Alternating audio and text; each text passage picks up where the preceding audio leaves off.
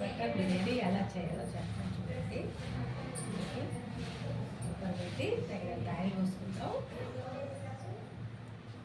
మసాలా వస్తువులు వేసుకుంటాం. ఎందుకంటే మసాలా వస్తువులు వేసుకుంటాం. వేగినాక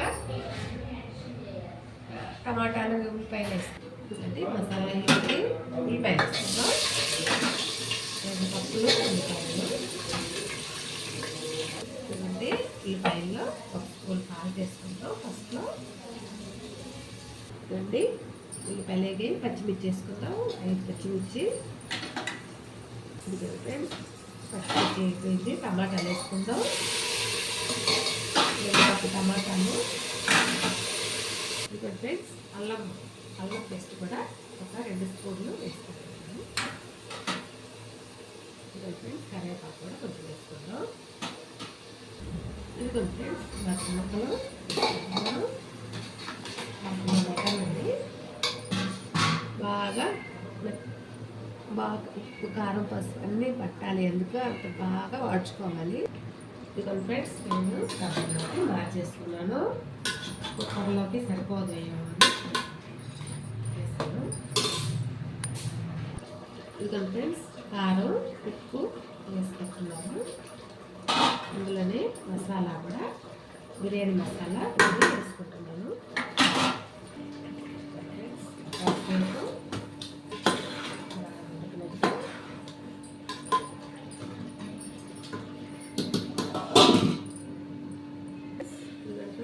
వాటర్ వేసుకుందాం. 2 గ్లాసులకి 3 గ్లాసులు వేస్తాను. 3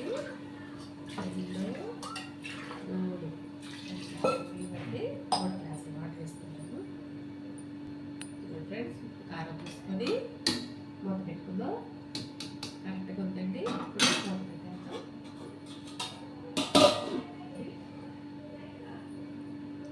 ఫ్రెండ్స్ ఇప్పుడు రైస్ వేసేసుకుందాం. మామూలు అట్లనే మామూలు బియ్యం వేది ఇలా వేసేసుకుంటామండి.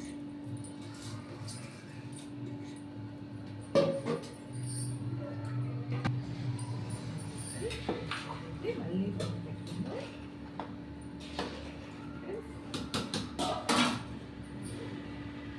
ఇది ఫ్రెండ్స్ ఉడికి వచ్చినప్పుడు వంట తగ్గించుకున్నాక తగ్గించుకొని పెట్టి బరువుగా రాయి వేసుకున్నామండి. చూడండి రాయి వేసాను. ఇట్లా ఉడికినాక మళ్ళీ ఒక 10 నిమిషాల్లో ఉడికిపోద్ది బిర్యానీ రెడీ అయిపోద్ది.